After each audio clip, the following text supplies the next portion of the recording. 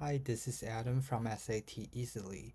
I attended the past August SAT in San Francisco, and I want to share some of my afterthoughts as a tutor and solutions to hard questions that I met in the math section this time.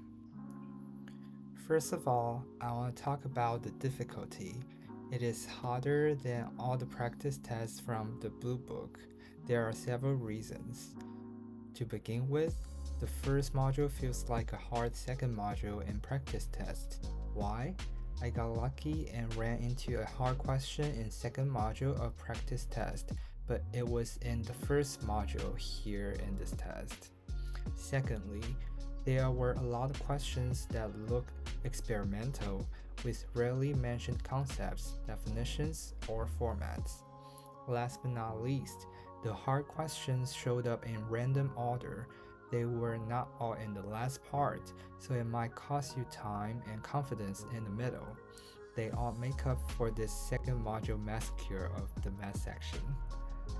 Okay, now let's say hi to the questions. To the students who took this test, let's meet your enemies again. I'll show the questions first, and if you want to try solving them by yourself, feel free to pause anytime. Some of the questions are simplified because I can't remember the exact wording, but you know the spirit. They probably showed up with different numbers for everyone, but the solutions are the same. The first question I want to share is a definition question. Pause here if you want to solve it. It's not a hard question if you know what complementary angles and vertical angles are. If you need a refresher, here it is. So, only when the angles are vertical, it's sufficient to say they are congruent. Therefore, 1 is not sufficient, 2 is sufficient. We should choose D. Next, there's this work problem about random sampling some volunteers to test a new drug's effect on blood pressure. They randomly give the volunteers the new drug or a placebo. After 8 weeks testing, they tested the volunteers' blood pressure again and found the new drug helped the participants with their blood pressure issue. What feature of the experiment makes it safe for us to believe that the new drug is effective? The choices are: first, the random sampling; second, the introduction of a placebo control group; and third, they tested the volunteers again after 8 weeks. And I don't remember the fourth choice, but out of these three, what's your choice? This doesn't look like a math section question, it looks like a reading question. That's why I call it the weirdest question in this test.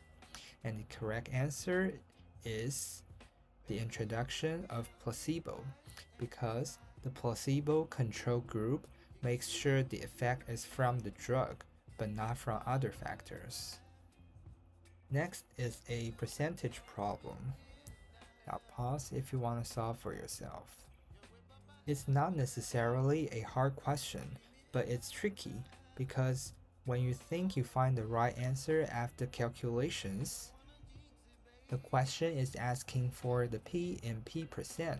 Since the number itself 250 is so big, you forgot to add 2 zeros for the answer. During the test, I had plenty of time to review and came back to this question, feeling weird but ended up not adding the 2 zeros.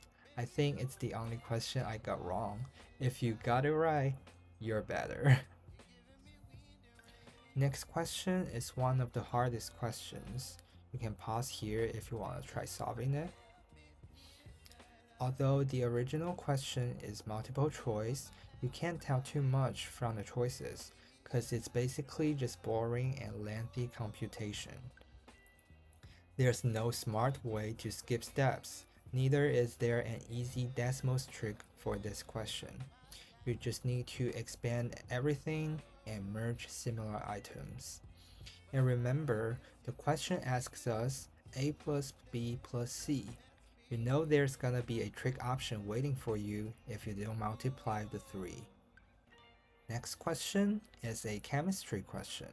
You can pause, read, and try to solve it. So there are two solutions with different density.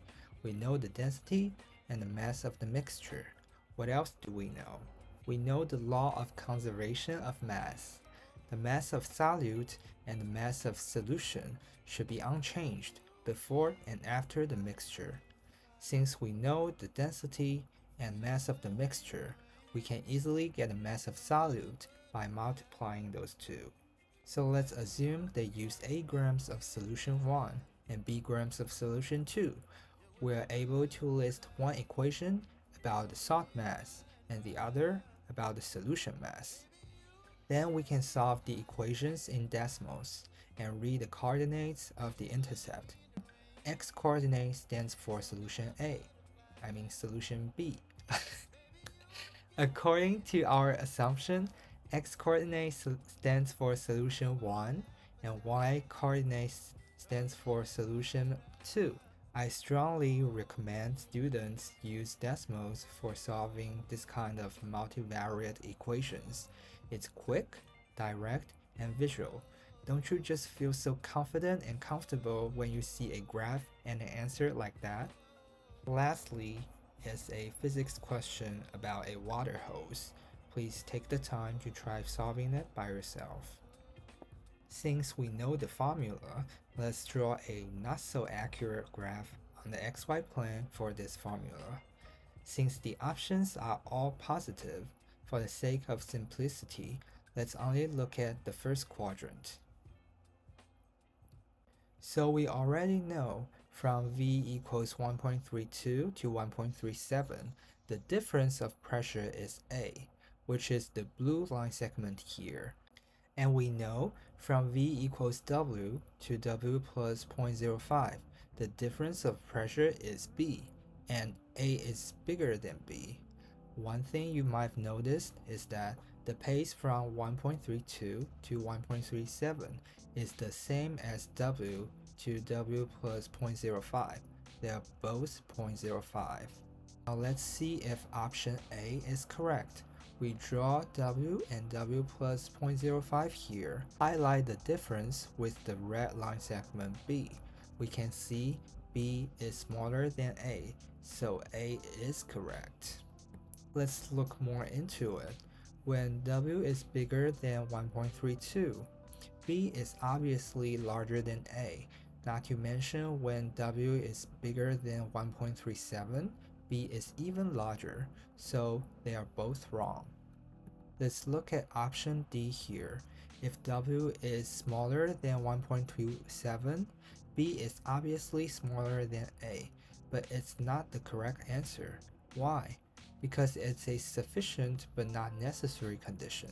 So the answer to the question is still option A. W is smaller than 1.32. I personally think it's the hardest question I met in this test. If this approach doesn't look trustworthy to you, there's a probably easier and more accurate approach with decimals. As you can see here, we enter the formula and put in a slider W. When W is smaller than 1.32, B is smaller than A. When W is bigger than 1.32, B is bigger than A. I think it's beneficial to learn both approaches. The first one is more visual and the decimals way is more accurate. Now the last question I want to share is a bonus question for me. This is why I think the first module looks like a hard second module in Blue Book. In this test, I met this question in Module 1, but it's actually a final question in Module 2 from a Blue Book practice test. It's about reading a scatter plot, and the best solution to this question is to use the table and regression functions on decimals. That was all the questions I want to share. My takeaway from this test is key concepts are still key, from the relationship between a function, the graph, and the roots, to the understanding of geometry and trigonometry definitions.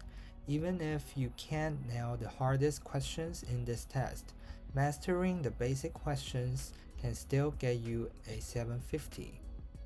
What's more, Basic Desmos questions are almost necessary now, because if you don't, I doubt you'll have enough time to solve all the questions.